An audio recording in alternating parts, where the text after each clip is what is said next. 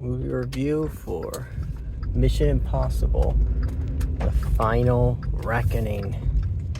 Now this anticipated film, I was anticipating getting to watch this, or going to the theater to watch this. So I'm glad I watched it. And what I have to say about it, oh my goodness, I liked it. I enjoyed it very much. This movie, I liked it very much, this film. I mean, it delivered exactly what I thought it was going to deliver, and then, obviously the trailer spoils, like, although I don't remember quite the trailer so much. When I was watching it, I didn't, the spoilers weren't so self-evident. What can we say about this film? It's not anything groundbreaking per se, right? It's still the same story. I feel like the other one was just as monumental, because like the other one was originally supposed to be the final film, right?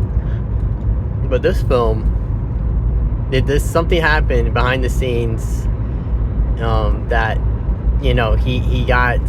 They said, okay, we'll make another one. I guess because that guy, he doesn't die in the film. I guess I don't remember. I remember he was from the other one, and the other one he goes like Italy and shit, right?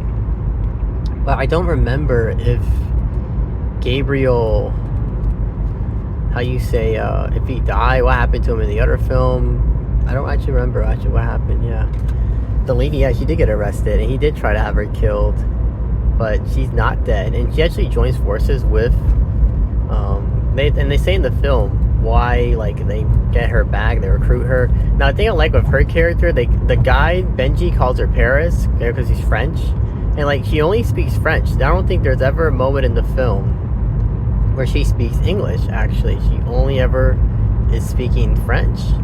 And so I like that fact about the film. I like that we never have her learn any other language, like not any other language, like you say. We never have her speak English. She's only ever speaking French. And when the other character, they put the subtitles on screen, and when the other characters go about communicating, and they go about talking to her, right, they address her with some French, with the French that they know, a little bit of French that they know, which she'll say some random word here and there in French, which I guess kind of limits her role in a way. She doesn't have much speaking lines per se, because again, like, she's only kind of speaking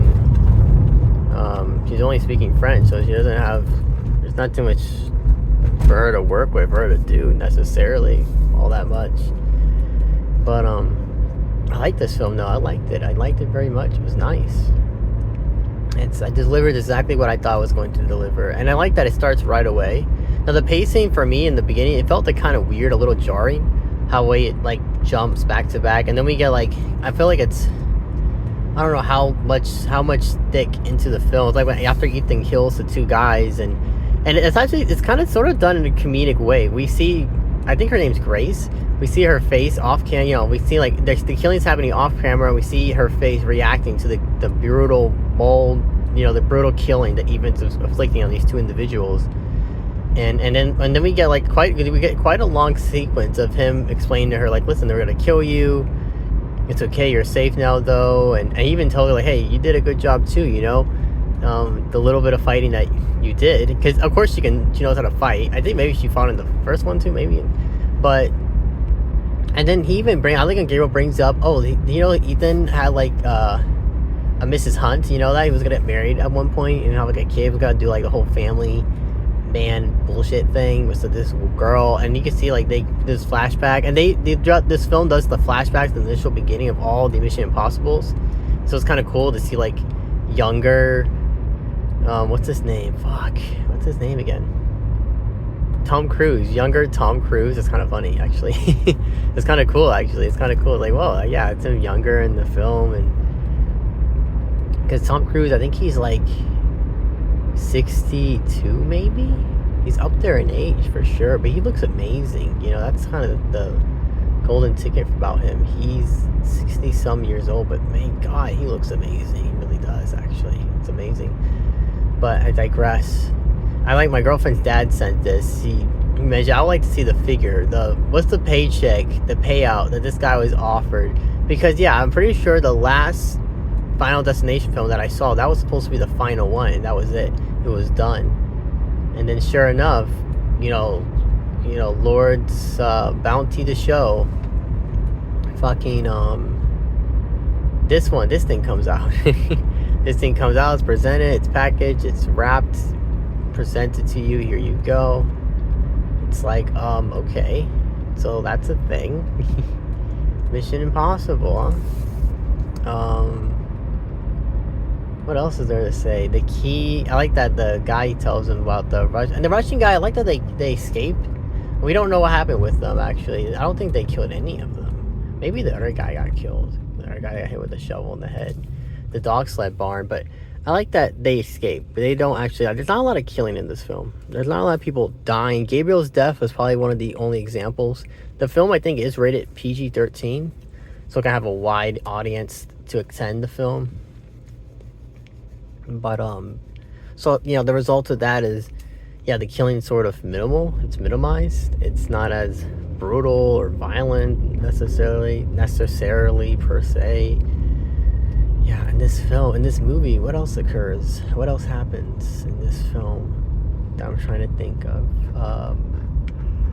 I stayed for the credits. I was thinking, I stayed for the credits. So that's because I was thinking there would be a what is that called? Like a post-credit cutscene or some sort. I was thinking, maybe there'd be something more. I think in the other films they had this, but they weren't necessarily the end of the film, just a continuation of the story. Which, by the way, this story in this film, it's supposed to be set 2 months after the initial happenings in the previous film, because they had this meeting where they bring Ethan in, this top secret government, like a mountain somewhere in Virginia.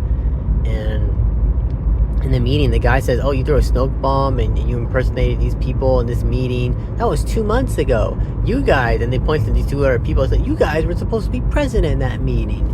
How you feel about that?" But I don't remember the president. The president, it's a woman, right? Madam President. I guess she was president in the other film, although I don't recall Ethan ever really talking to the president in the other films. He's like a secret agent. I don't know if I guess he works for the U.S. government.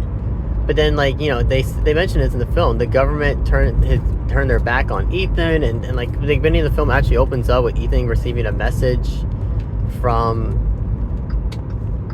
He receives a message from what's her called? Fuck my god, what was her name?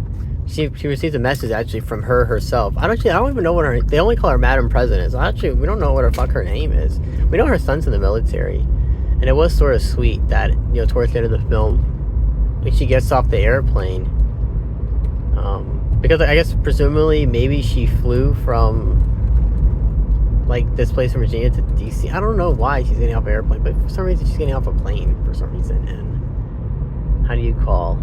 It was cute when they step to attention, they back up to reveal guess who's standing in the line right now?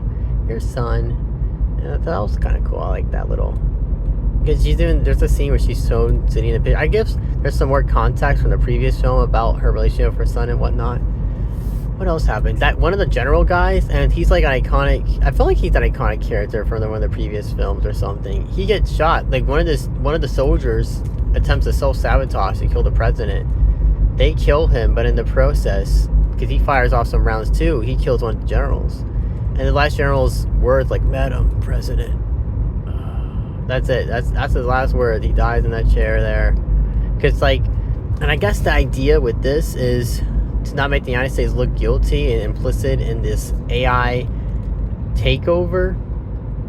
This film is basically the enemy in the film is sort of the spread of misinformation, fake news, which is, I guess, is something that's already happening in our timeline with the AI growing ever so advanced. But anyway, they tell her you have to sacrifice one of the cities in the United States, because I guess the missiles are gonna shoot out at one of the cities. The missiles are gonna go out and blow up places. They had I don't know how they got this intelligence, but they got this scope this was gonna happen. These cities are gonna get blown up, and I guess they tell her listen, you gotta blow up one of our cities.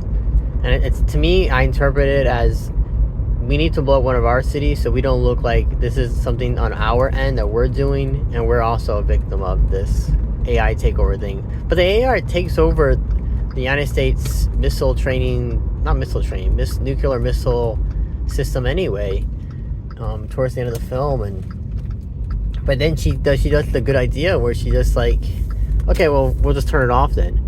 We're the last country that has the ability to turn it off. Nobody wanted to turn it off. We all knew this was coming. So I guess everybody knew this was going to happen. It was coming, but nobody wanted to turn their missiles off. And it's kind of owed for the one of the scenes in the film when they go to get the French girl. And there's this guy. I've never seen this guy. There's this black guy that I guess he was part of the group at some point, maybe. But yeah, he's there. And although I think I feel like he's a new addition. I don't recall seeing him in any of the previous film. Everyone else I recognize. But in this film, how you call? Oh my god, what was I thinking of in my head? You know, they got the two pistols, and he's like you know, kind of gesturing like, hey, listen, you guys can trust us. We're not friends. We're not enemies.